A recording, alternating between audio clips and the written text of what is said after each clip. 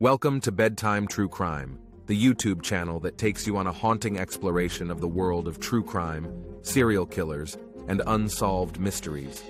Join us as we journey into the shadows, unearthing spine-tingling tales that will keep you awake at night. Don't forget to subscribe and hit the notification bell to never miss another thrilling episode. Now get comfortable, turn off the lights, and prepare to be captivated by the sinister side of human nature as we delve into today's bone-chilling story. In the bustling coastal city of Mangalore, India, a seemingly ordinary man concealed a dark and sinister secret beneath his unassuming demeanor. Known as Cyanide Mohan, few could have imagined that this mild-mannered schoolteacher, whose real name was Mohan Kumar, harbored the twisted mind of a cold-blooded killer preying on unsuspecting women. Mangalore, located in the southern Indian state of Karnataka, boasts beautiful beaches and vibrant cultural heritage. However, between 2003 and 2009, it transformed into the hunting ground for one of India's most notorious serial killers. The Monster of Mangalore targeted vulnerable young women seeking love or financial assistance. He lured them into his web with false promises before cruelly snuffing out their lives. Our chilling tale begins with Anitha, name changed, a young woman from Kasaragod district in Kerala who moved to Mangalore in search of employment opportunities. Little did she know that her life would soon become entwined with Cyanide Mohan, setting off a chain reaction leading to unimaginable horror.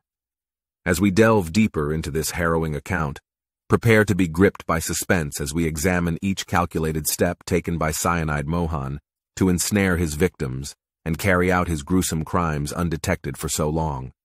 We'll also explore the tireless efforts made by investigators to bring him to justice while uncovering what drove him down such a malevolent path. Stay tuned until the end when all will be revealed about how authorities finally caught up with the Monster of Mangalore after 6 long years, filled with deception, heartbreak, and death. But beware, some secrets are more terrifying than you can ever imagine. Anitha's journey to Mangalore brimmed with hope and anticipation. As the bus carried her away from her hometown in Kerala, she dreamt of finding a stable job, supporting her family back home, and perhaps even discovering love along the way. Little did she know that as she settled into life in this bustling city, fate would lead her right into the clutches of Cyanide Mohan. Their first encounter seemed innocent enough, a chance meeting at a crowded bus stop where Mohan struck up a conversation with Anitha. His kind eyes and warm smile quickly gained her trust as he presented himself as a benevolent man who could help her find employment. In an unfamiliar city filled with strangers, Anitha felt fortunate to have met someone so helpful. As their friendship blossomed over time, Mohan began weaving his sinister web around unsuspecting Anitha. He proposed marriage to her one day, claiming that he was financially secure and could provide for both of them comfortably. Overwhelmed by his generosity and apparent affection, Anitha agreed without hesitation, completely unaware of the dark intentions lurking beneath his charming facade. The fateful day arrived when they were supposed to tie the knot.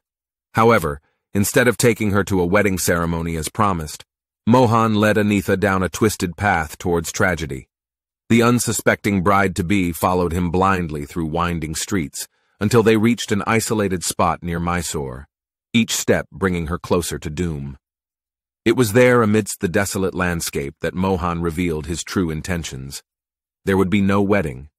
Only death awaited poor Anitha.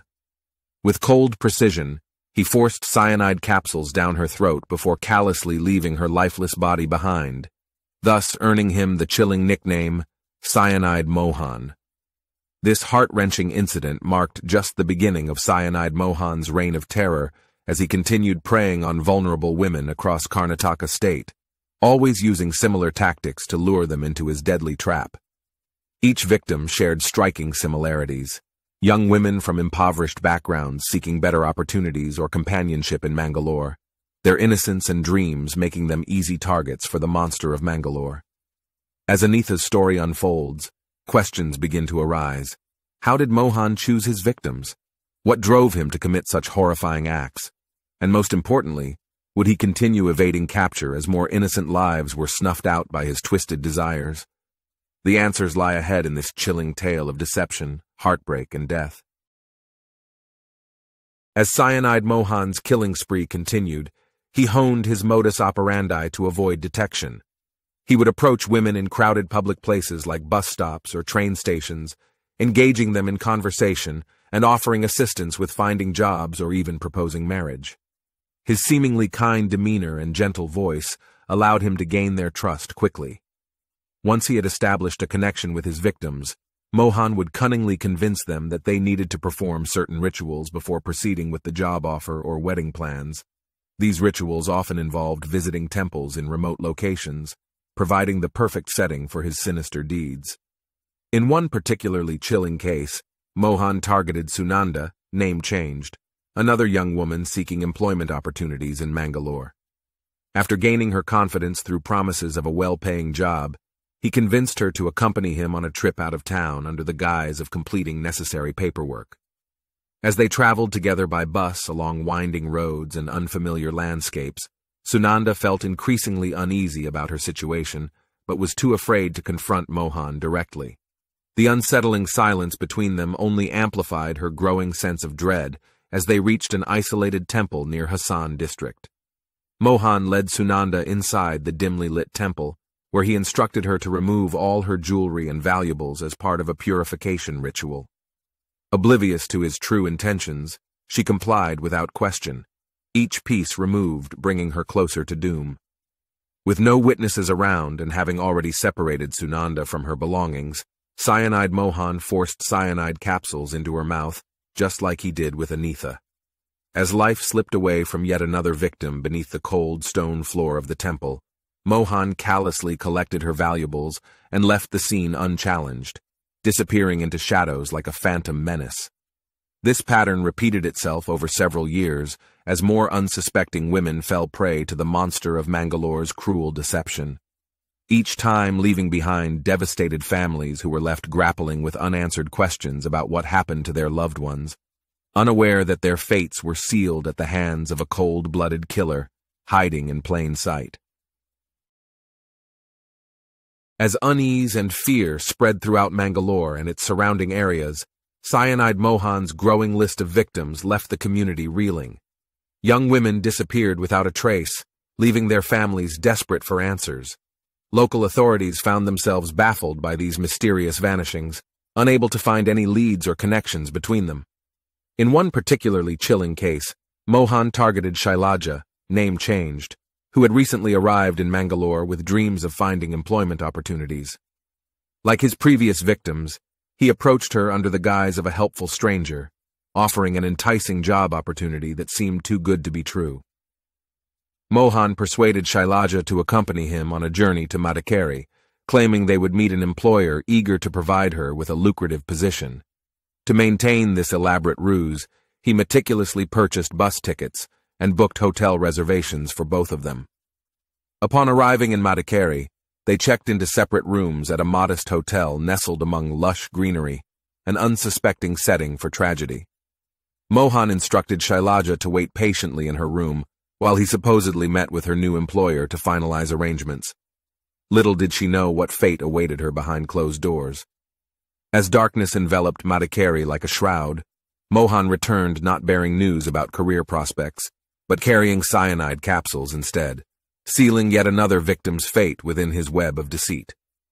With cold calculation, he forced Shailaja to consume the deadly poison before slipping away unnoticed into the night. The following morning revealed the horrifying truth as hotel staff discovered Shailaja's lifeless body sprawled across the bed, adding another tragic chapter to this terrifying tale.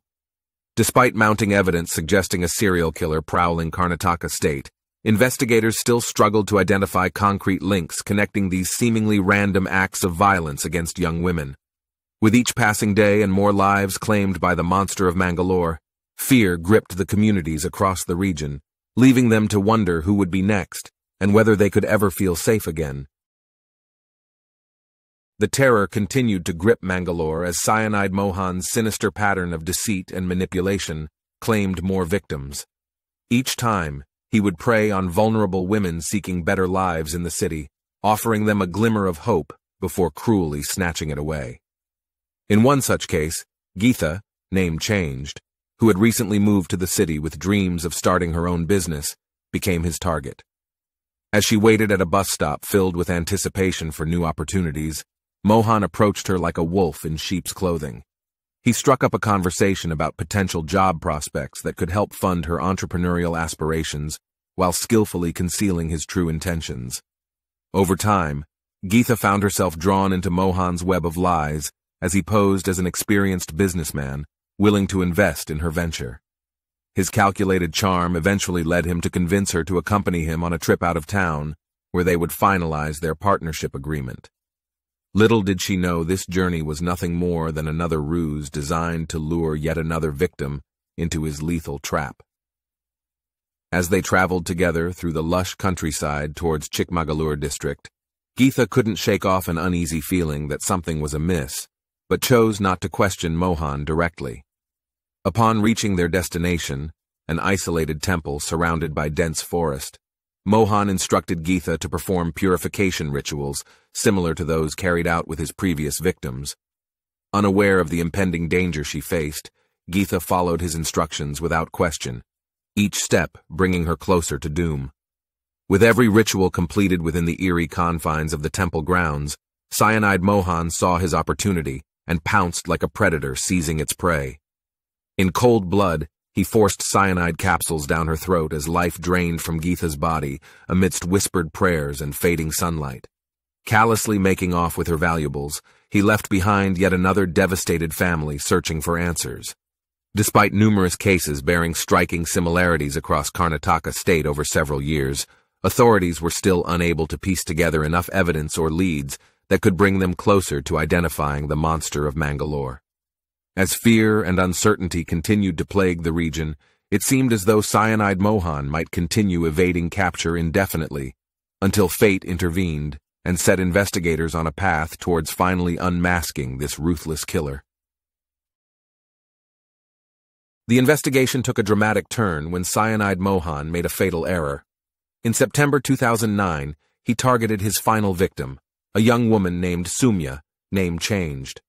As with previous victims, he lured her to an isolated location under false pretenses and forced cyanide capsules down her throat. But this time, Mohan's carelessness sealed his fate. He left behind Sumya's mobile phone near her lifeless body. When investigators discovered the device, they were able to trace its call records back to their prime suspect, Mohan Kumar. Armed with this critical piece of evidence, authorities launched an extensive manhunt for the Monster of Mangalore.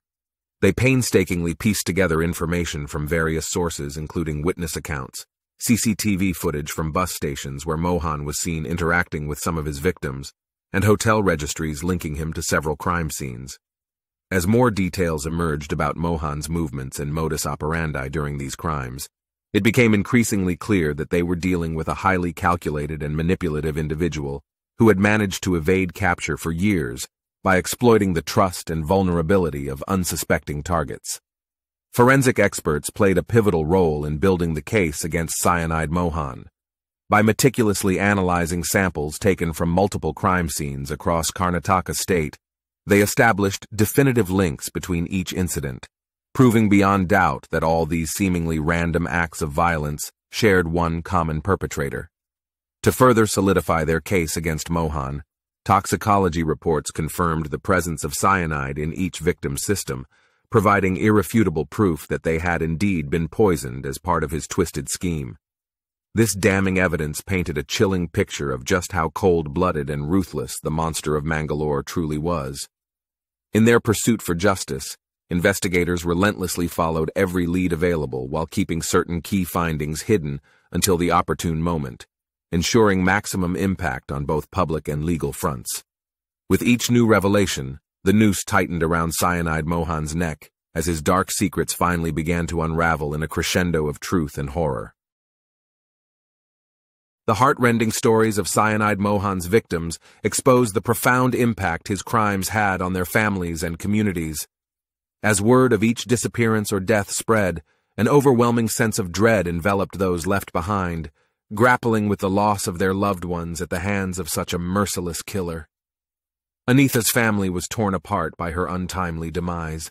Her aspirations to provide financial support for her parents and siblings were brutally extinguished as she fell prey to Mohan's deceitful allure. The agony they experienced upon learning about Anitha's fate is indescribable, forever tormented by thoughts of what might have been if only she hadn't crossed paths with the Monster of Mangalore. Sunanda's tale is no less gut-wrenching. She arrived in Mangalore brimming with hope, seeking brighter opportunities in life, but instead found herself ensnared in Mohan's intricate web of lies and manipulation.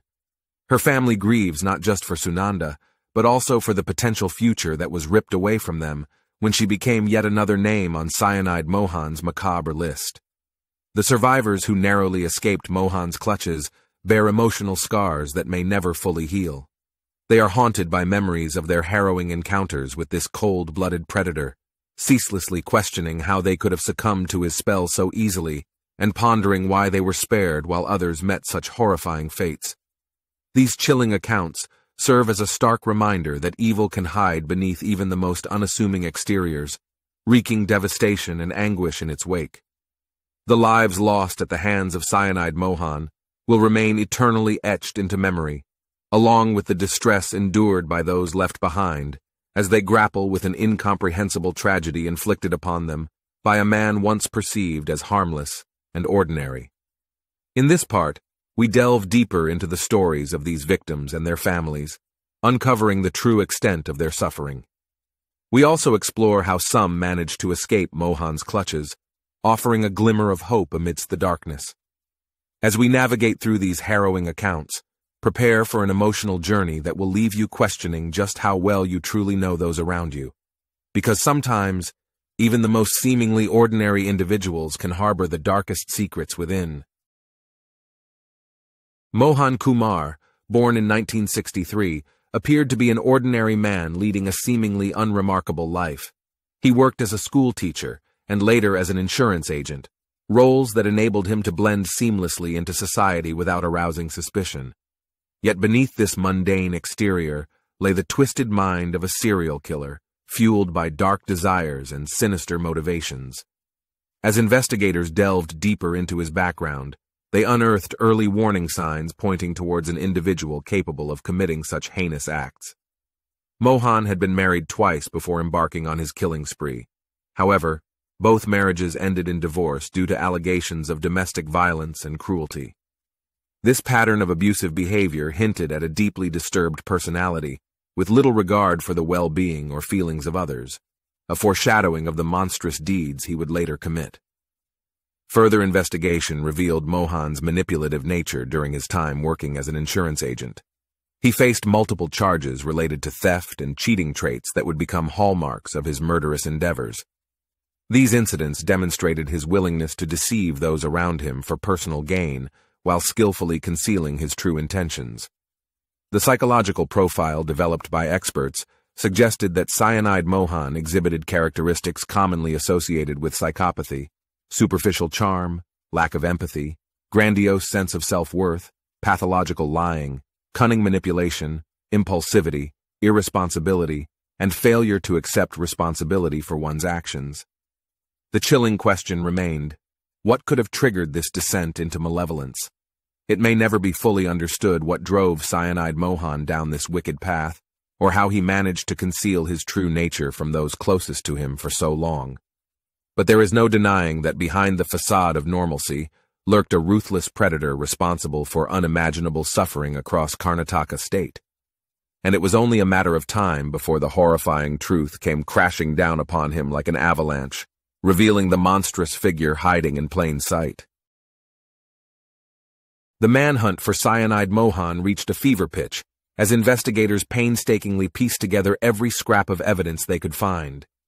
With the crucial lead from Soumya's mobile phone and an ever-growing body of circumstantial proof, authorities were relentless in their pursuit to bring the Monster of Mangalore to justice. In October 2009, fate finally caught up with Mohan when he was arrested at his residence in Bantwal town near Mangalore. As handcuffs clicked around his wrists, the horrifying extent of his crimes began to unravel, exposing the true nightmare that had been lurking beneath his unassuming exterior all this time. During grueling interrogations, Cyanide Mohan confessed to killing 20 women between 2003 and 2009 using cyanide capsules. He chillingly detailed how he meticulously selected vulnerable young women seeking better opportunities or companionship in Mangalore before luring them into isolated locations where he would carry out his ghastly deeds undetected. The trial proceedings commenced amid mounting public outrage and anticipation. Prosecutors presented damning evidence, including witness testimonies that corroborated Mohan's movements, forensic reports confirming traces of cyanide poisoning in each victim's system, and CCTV footage capturing him interacting with some victims at bus stations shortly before their disappearances. This overwhelming avalanche of incriminating evidence left no room for doubt about his guilt. In December 2013, Cyanide Mohan was found guilty on multiple counts of murder, robbery, and rape. He received several death sentences along with additional prison terms for lesser charges related to theft and cheating, sealing his dark legacy within India's criminal history. For the families who lost loved ones at the hands of this cold-blooded killer, the capture and conviction brought a semblance of closure amidst unimaginable grief. While nothing can erase the pain they have endured or fill the void left behind by those taken too soon, knowing that the Monster of Mangalore will never again be able to inflict such suffering upon others offered a small measure of solace. Today, Cyanide Mohan languishes behind bars while awaiting execution, forever branded as one of India's most notorious serial killers, whose reign of terror cast a dark shadow over Karnataka state for 6 long years. As the sun sets on his twisted tale, we are left with haunting questions about how someone so seemingly ordinary could harbor such malevolence within, and whether there might be more monsters lurking among us, hidden in plain sight. As we reach the chilling conclusion of this harrowing tale, it is vital to recognize that although Cyanide Mohan was ultimately apprehended and brought to justice, his heinous crimes left an indelible mark on countless lives. The families who lost their loved ones will forever be tormented by the knowledge that someone they once trusted so willingly turned out to be a cold-blooded killer. The story of Cyanide Mohan serves as a stark reminder that evil can lurk in plain sight, hidden beneath an unassuming exterior while preying upon society's most vulnerable members. It also underscores the importance of remaining vigilant and cautious when encountering strangers offering assistance or opportunities that seem too good to be true. In the end, it was one seemingly insignificant mistake, leaving behind Soumya's mobile phone near her lifeless body, that ultimately led investigators down a path towards uncovering the Monster of Mangalore's horrifying secret. This crucial piece of evidence provided authorities with the breakthrough they desperately needed to finally put an end to his killing spree and bring some semblance of closure for those affected by his monstrous acts. As we reflect on this sinister narrative, questions linger about how many more unsuspecting victims might have been ensnared in Cyanide Mohan's web had it not been for this fortunate discovery. And what other dark secrets remain buried deep within the minds of ordinary individuals around us. It is our hope that sharing these disturbing accounts from the shadows will serve as a catalyst for vigilance and awareness, empowering each listener to question their surroundings, trust their instincts, and never underestimate the potential dangers lurking just beneath the surface. This marks the end of our haunting journey into darkness. But remember, there are always more twisted tales waiting to be unearthed amidst life's murkiest corners. Stay tuned, stay safe, and keep questioning everything you think you know about those who walk among us, because sometimes even the most seemingly ordinary individuals can harbor the darkest secrets within.